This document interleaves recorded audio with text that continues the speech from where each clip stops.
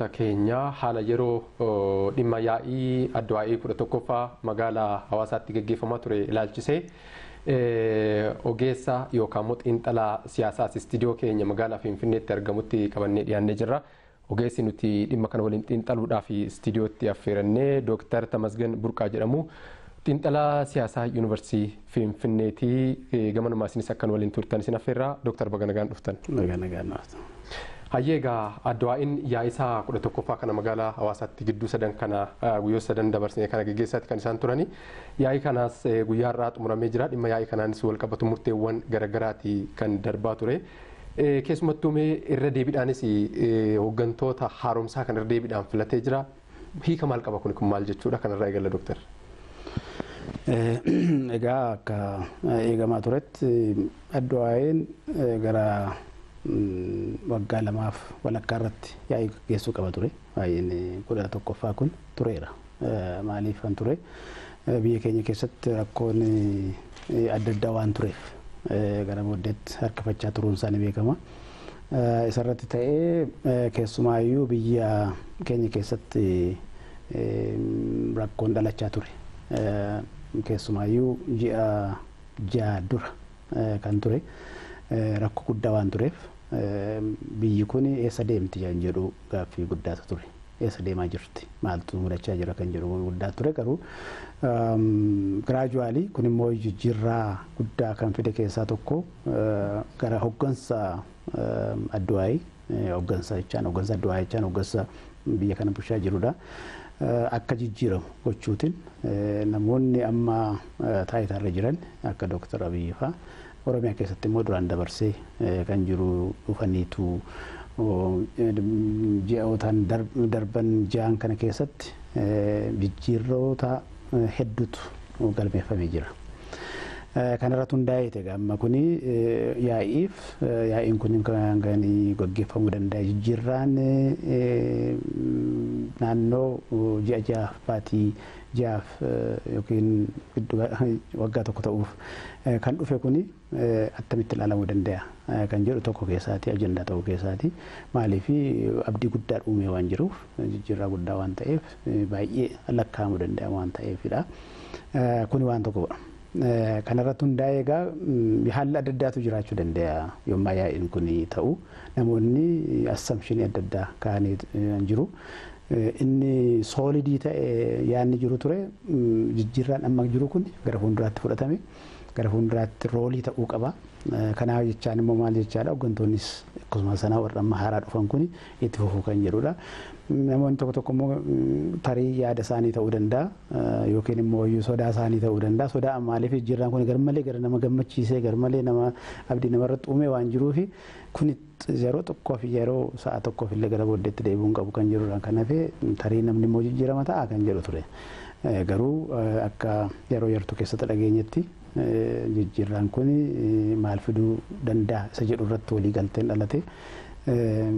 Gara fuulduraattis warri amma jalqabe kun Itoophiyaa kana gara fuulduraatti deemsisuu danda'u kan jedhu amantiin uumameetu ta'eera jechaadha. Jechaan maal jechaadha? Maal jechuu danda'ama kun immaa jedhamu jijjiirroonni amma baatii ja'a dhufan suni institutionalized ta'ee gara fuulduraatti uummata kanaaf faayidaa laata Itoophiyaaf faayidaa laata Itoophiyaa darbeeyyuu bara biyya adda addaatti addunyaatti garmalee wanni ta'aa waan jiruuf isa kana itti fufsiisna jechaadha. Wanni isa itti fufsiisna jechaan isaaf wanni laachuudha. Beekamtii nama wanni ture sana beekamtii guddaa laachuu danda'ameera jechaadha akka wanni tokkotti akka ilaalchaatti ilaalamuu qabu. Dooktar keessattuu amma akkuma isin kaasaa jirtan kana jijjiiramoonni gurguddaan ji'oottan ja'an darban kanatti egaa ministeera muummee Dooktar Abiy gara aangootti as dhufanii waan gurguddaadha kan galmaa'ee sadarkaa addunyaattis dinqisiifannaa guddaatu jira jijjiirama dhufe kanaafi. Ammas immoo yaa'iin kun akka waliigalaatti murtee kana fudhachuudhaan Dooktar Abiy dura taa'aa akkasumas immoo obbo Dammaqaan itti aanaa ta'anii akkasumatti irra deebiin filatanii abdiin kana booddee jiru ADWUI irraa biyyis uummanni biyya kana guutumatti abdiin inni qabu maal agarsiisa? By the way, falaasamni Dr. Abiy fa'aa fidanii dhufan falaasama guddaadha. Maaliif falaasamni sun aadaa uummata Oromoo keessatti ruutidii kan ta'edha. Achiitiin dhalatee guddateedha. Inni immoo maali tokkoffaa fakkeenyaaf Dr. Abiy maal jedhanii kaa'aniiru sayfan jedhee kaa'eeru wardiin jira. Salaam fikir iqirtaanna fikir. Isheen suni sayf jedhamta. Sayfi nama mura garuu maal jechaadha nageenyi barbaachisaadha, jaalalli barbaachisaadha, dhiifatama barbaachisaadha. Waan kun akka pirinsipilii tokkodha, pirinsipilii haaraadha. Maaliif namni wal gotataa jiraate biyya kana keessatti. Kanaaf falaasamni kun falaasamni keessumaayyuu waan gaarii qabattee wajjin ijaaramuu dandeessa, wajjin deemuu dandeessa isa jedhu. Yookiin ida'ama isa jedhu. Ida'amni inni mataan isaa hiikaa mataa isaa qaba. Hiikaa isaa irratti garmalee irratti mari'atanii isaanii walii galaniiru kan jedhamutu jira. Kana abdii guddaadha uummata Itoophiyaaf, uummata naannoo kanaaf. Maaliif qulfii baay'eetu jira kana keessa. Kan itti furtuu baay'eetu jira. Furtuun uummata keenyaaf gaariidha. Uummata keenya darbee immoo nu uummata ollaayyuu baneetu akka dhageessanitti fakkeenyaaf namichi Taanzaaniyaatii dhufee sappoort spiichii godhe maal jedhee yaanni Dr. Abiy faatiin ka'ee biyya kana keessa itti dhalate kuni amma Taanzaaniyaatti tochoosaa jira.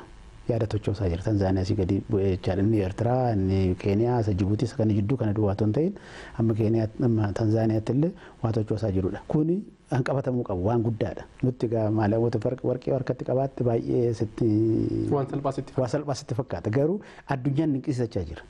Kanaafuu uummanni inni amma jammarame kuni nama jalqabameeru kuni fakkeenyaaf space political space kan jedhamee banamaa jiru. Inni sirriitti namni taa'ee irratti itti fayyadame chaansii kanatti fayyadame carraa kanatti fayyadame guddina dimokiraasii guddina biyya kanaa badhaadhina biyya kanaa gara fuulduraatti properly gochuuf abdii guddaadha. Kun bedrockidha kanarratti dhaabatanii hundinuu garuu jechaanii mootummaa waa tokko godheera waa guddaadha kun gara gochuuf maaliif kunan cufamee tureetu banamee jira mate. Kana keessa immoo amalli adda addaa jiraachuu danda'an argaa jirra amma. Garuu sammoo maal ta'uu qaba uummanni tasgabbaa'ee tokkoon mirga isaatti fayyadamee jechaadha. Dirqama isaas bahee biyyi guddina biyya lookaalii jalqabee amma baan federaalaatti waa guddaa irratti hojjechuu danda'a itti fayyadamuu danda'a jennee ilaalla. Wanni fuulduratti jiru gara malee ifaadha. Gara malee nama gammachiisa. Yoo itti fayyadamuu dandeenya. Yoo itti fayyadamuu dadhabne immoo silayyuu rakkoo keenya jechaadha. Mana garuu itti fayyadamuun barbaachisaadha. Abdii guddaatu jira gara fuulduraatti. Abdiin keenya immoo abdiin nuti asitti dhuunfaa jirru abdiin sun abdii karaa dinagdee, karaa siyaasaa, karaa hawaasummaa, karaa adda addaa waan qabuuf keessatti waan qabuuf abdiin barbaachisaadha. Han dhufeeris immoo saayinsaawi kan ta'e. Beekumsaan kan gaggeessuu danda'amudha sadarkaan amma waan jiruuf kuni akka waan guddaatti ilaaluu dandeenya. Gama biraatiin Dooktar keessumattuu Ministeerri Muummee haasaa baniinsaa waltajjii kanarratti jalqaba akkuma kaasan ammas immoo ibsa ejjennootiin kan isaan mirkaneessan keessayyuu paartileen deeggartootaa kanneen jedhaman paartilee ADWUI afraniin alatti walitti dhufnee gamtaadhaan paartii biyyaa tokko taanee amma booda waliin akka hojjennu yaada jedhu kan isaan kaasanii Ministeerri Muummee haasaa isaanii keessatti dhimma kanas jala muraniiti kan isaan ibsaatiin turan. Keessattuu kun ammoo gara fuulduraatti paartii cimaa biyya kana hoogganee deemu jijjiirama biyya keessatti qofa osoo hin taane gaanfa Afrikaadhaafis abdii ta'uudhaa fi gaheen inni qabu maalin? By the way, jijjiirraan amma jiru amma fakkeenyaaf odeeffaan ta'eera amma adeeffaa ta'eera inni bi'aadanii fi ODN ture. Kuni mataansaa amma akka deemsi wada fuulduraatti deemamaa jiru argisiisu jira. Karaa biraan mooyyuu biyyi kun waggaa 27 kan bulchamaa turte tokkoffaa ADWUIin paartota obbolawwan 4 of keessatti qabateetti. Obboleessan 4 of keessatti qabate jechaan obbolawwan sun maal gochaa jiru akka wanni isaaniitti haala biyya isaaniitti haala naannoo isaaniitti piroogiraamii ADWUI keessa jiru kontekstuwalaayizii godhanii ittiin bushaa turan. Almost autonomii qabu. autonomii mataa isaanii qabu. Amala mataa isaaniis qabu. Garuu akka piroograamiitti tokko ta'anii jiru. Kun immoo iyyuu dhufeetu maal fidaa jira ture yeroo dhiyoo keessatti maal fidaa wal sukkuumuu wal gototuutu dhufe. Walamantiin dhibee ture.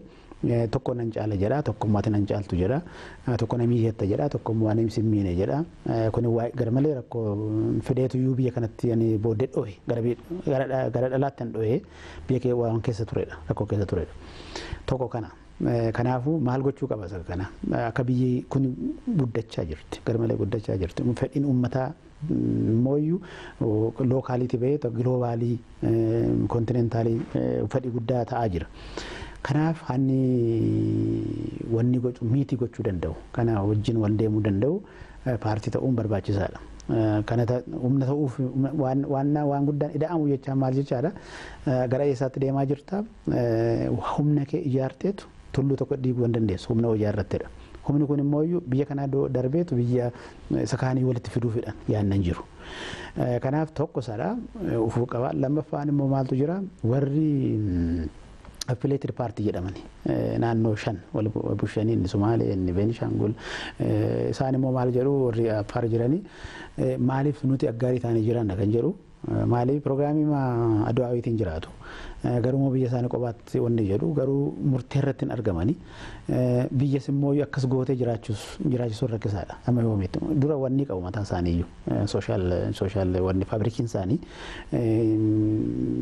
waan guddanne waan jedhu irraati kan ka'edhaan isaan akkasitti qobaatti jiraatan amma immoo qorannoon adda addaa gaggeeffamaa jira lamaan isaanii iyyuu ani Adduwaayis ani affiliated parties kanaaf gara fuulduraatti inni kun irratti mari'atamee tokko ta'anii paartii biyyoolessaa guddaa ta'anii iddootti namni yaadaan irratti jala ta'e dibaabee guddaa ta'e irratti jalattoonni ta'uuf yaadaan argisiisamaa ture jechaadha. Ministeerri muummees iddoo paartii Itoophiyaa ta'a yaada gara fuulduraatti. Ani Itoophiyaa hunda ani miliyoona 80 miliyoona 100 yaadni abbaa adda addaa jiraatan inni barataan inni barsiisaan inni faabrikaa keessa hojjetu inni qotee bulaan waan hundi fe'e yaada ta'ee ani jalatti ijaaramuu danda'u waan hundayyuu ammachuu danda'u ta'uu danda'a jechammaa jedhu paartiin sun gara fuulduraatti guddachuu qaba paartii ta'a jechaadha isa amma amorfeesii ta'ee jiru kana gara fuulduraatti walitti ta'ee guddachuu danda'a jechuurraa kan ka'e natti fakkaata. Keessayyuu amma gama biraatiin ammoo murtee amma Adduwaayiin yaa'ii kanarratti dabarseen kan wal qabatu sarara diimaa jechuudhaan jala muranii wantoonni qabxiileen kakka'an jiru achi keessatti keessumattuu dhimma olaantummaa seeraatiin waan wal qabatu kanneen mee kun tarkaanfii biyya kana gara fuulduraatti tarkaanfachiisuudhaan wal qabatu hiika maalii qaba kun? Egaa akka biyyaatti yookiin akka mootummaatti mootummaan karaa tokko waan gochuu qabu mirga uummata tokkoo eeguu qaba. Mirga uummata tokkoo nageenya uummata tokkoo eeguu qaba nageenya barbaachisaadha. Uummanni immoo mirga isaa exersaayisii gochuu qaba.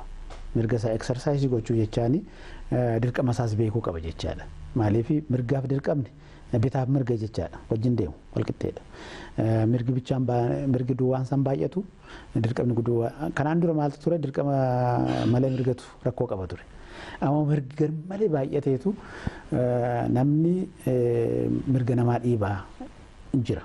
Fakkeenyaaf wanti mirga kee exersaayisii maa gootu mirga koo dhiibuu hin qabdu. Mirgi kee wanni qaba limitedidha.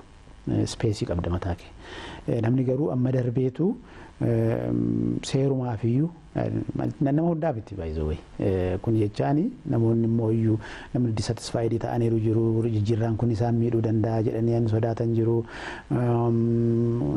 warri kaan immoo akkasuma affaajjanii jiru kanaaf maal jechaadha jijjiirraan amma jiru kana jedhee sirriitti kaapcharii kan hin goone jijjiirraa maaliif namni dhiiga dhangalaasee fide waan salphaatti namni abbaan fe'e irratti haasa'uu qabu miti. Kanaaf olaantummaa seeraa barbaachisaadha irra jala murame akka halluu diimaatiin jala murame olaantummaa seeraa maaliif olaantummaa seeraatiin alatti biyya tokko guddachuu hin dandeessu. Namni olaantummaa seeraa jechaan namni hundiyyuu seera baafatee seera sanaatiin bulaa jechaadha. Seera sun immoo eenyumaafiyyuu seeradha jechaadha. Xinnoon qabu guddaan qabu wal qixxee ta'eetu hojjeta jechaadha. Kanaaf institushiniinis sirriitti jabaachuu qaba natti fakkaata. Poolisii institushinii jabaachuu independent ta'e security institushinii sarratti isin hojii sarratti diskeeshinii tokko kawanniiti. Maaliif inni jalqabame kuni garmalee gara fuulduraatti ta'e politikaalli adda kan ta'e warri security qobaatti professionaalii ta'an. Warri immoo iyyuu daanyonni immoo amma yoonaatti politikaalii affiliated ta'uu duwwaa ta'uu hin ta'in tokkoffaa humna dhabu. Professionalismii dhabu gartummaa ta'u waan kanaaf uummata miidhaa uummata sarviizii laataa waan hin jirreef isarratti guddaan hojjetamuu qaba waan jedhu kan jiruuf inni kun akka wannitti ilaalamu akka red laayinitti ilaalamee irratti murtaa'ee murtiin laatameera. Namoonni akka jaallatan buqqaa nama fakkeenyaaf amma namoonni nama jidduu kana tarii wanni qaba parpasii adda addaa qabaachuu danda'a. Maaliif yeroon kun yeroo kriitikaaliidha. Yerootti namni addu'aayiin wanni isaa filachuuf murtii adda addaa dabarsa jedhamee yeroo eegamu kanatti ji'a kana keessatti baay'eetu teestii ta'eera. Teestii godhameera. Nama wanni yaalii baay'eetu godhameera. Jidduu kana keessa immoo namoonni nama gara Beenishaangul gara Teeppiitii nama baay'eetu buqqa'ee jira. Waan kanaa gara fuulduraatti dhaabachuu qaba. Pereed. Kanaaf immoo gara wanniitti jijjiiramuu qaba. Gara seeraatti seerriif seerri lafa bu'ee hojiirra oolchuu qaba. Namoonni kana hojjetanis immoo sirriitti gaafatamuu qabu. Garuu kun maal barbaachisa? Bilchina barbaachisa. Akkuma warra gara East Oromiyaa gara waa'ee Somaalee kana waan tureeffatamitti akka bishinaan akka qabame sana warra kaanis akkuma kanatti qabame gara sirnaatti deebisuun barbaachisaa jedhee yaadannaa. Kuni wanni isaanii keessaati boruun jalqabee kuni gara fuulduraatti deema jedhee yaada. Maaliif har'a wanni dhuma boruu jalqabee gara hojiitti deemuu danda'a. Maaliif yoo jettee ji'oota ja'an kana keessa adda kan godhu keessaati kan dubbatame lafa bu'eera. Addan godhu. Kanaan dura kana akkas miti wanni kun aadaamti akkasuma waggaa 10 kana keessa dhufee Itoophiyaa keessatti maal inni dubbattaa inni fokkortaa garuu lafa hin bu'u. Namni gara amala godhate kun. Amma immoo iyyuu erga Dr. Abiy dhufee erga haaraan dhufee maal jedhama waadaa kan galame almost harka 90 lafa bu'eera. Kan dubbatanii hojii irratti jijjiiruu danda'u jechaadha. Jechaan mootummaa jechaan kana jechaadha. Faayizooyi. Kan dubbate kana hojiitti jijjiiruu danda'u. Kanaaf innis immoo ta'a jedhee yaadamachaa. Ga'u biraatiin Dooktar hanna gurmaa irratti illee tarkaanfii haraaraman qabne fudhanna kan jedhu kaasanii maal jechuudha kana jechuun? Tokkoffaa nuti amma bareechaa ture shamarran Oromoo tokko karaa Harar yeroo tokko yaada kaasanii turan. Maal isin karaa sassaabduu jettu maaliif afaan baaftanii hattuun jettanii? Kana amma dubbii Dr. Abiy introduction sanarratti bansa sanarratti dubbatan keessaa tokko si'anachi nuti wanni goonu bareechine karaa sassaabee waan hafe hin jennu kan jechuu qabnu hattu jechuu qabna. Hattuun immoo iyyuu baay'ee wanni nama yaadni discussionii ta'e wanni haasa'ame keessaa tokko hattuu yemmaa jennu hattuu uummanni Oromoo taa'ee uummanni Itoophiyaa kan beeku tokko keessa hattuu maali? Nama hiyyeessa namummaa hin qabne akkanatti ilaalan. Garuu amma biyya kana keessatti kan ta'e tokko orgaanaayizidii ka ta'e akka kana suufii uffatee akka kana karabaata hidhatee waajjira mootummaa keessa taa'ee hojii hojjetatu hin ta'in hattuu taa'ee attamitti qabeenya uummataa hatama. Akkamitti qabeenya uummataa irraatii buttee ofii kee badhaadha kan jedhu irrattidhaan jiru. Kanaafidha hattuu gurmaa'ina isa jedhu. Organized የተደራጀ ሌብነትና ዘረፋ jedhaniitu ዲፋይን godhaniiru. Kanaaf inni irratti hojjetamu barbaachisuudha. Kanaataniis baay'eetu jiru.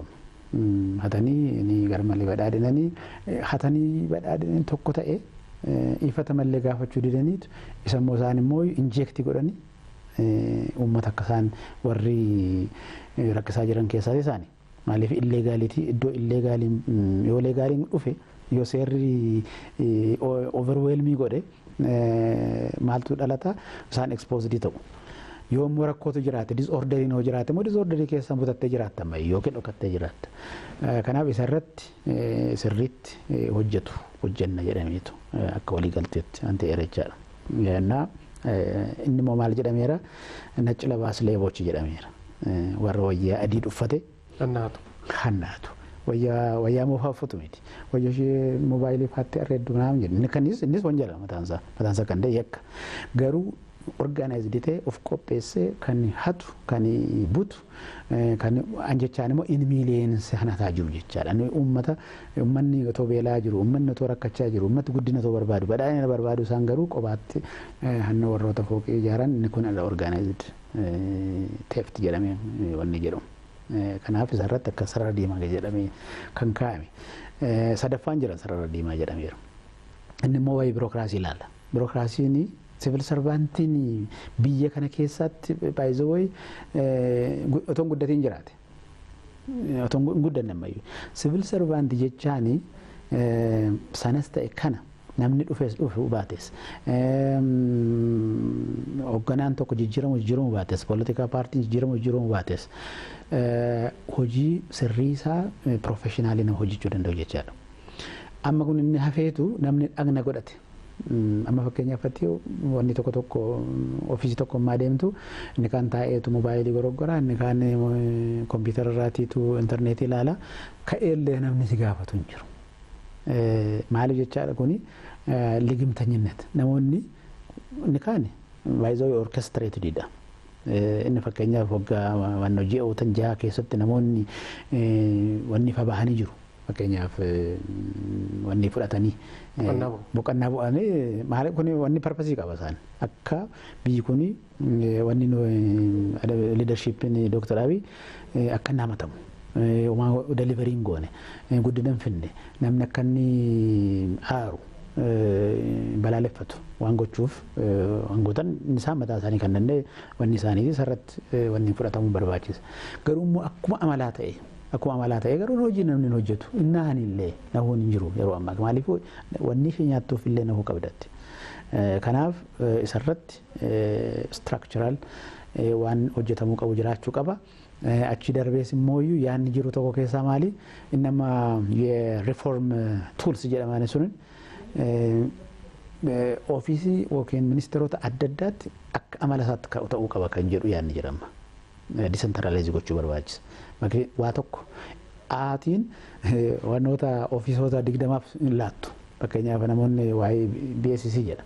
BSC iddootti hojjetu qaba iddootti hojjetan akka amala wanni isaatti hojjetuu danda'a. Kanaaf inni faalaashisee gara fuulduraatti ofiisoon hundi restructured ta'u ministeeronnis akkasuma restructured ta'u yaanni professionalismii akka inni guddatuuf irratti hojjetama kan jedhudha yaan jiru jechaadha. Sadee kuni biyyattiin kun guddachuu qabdi yoo jedhame akka wannitti akka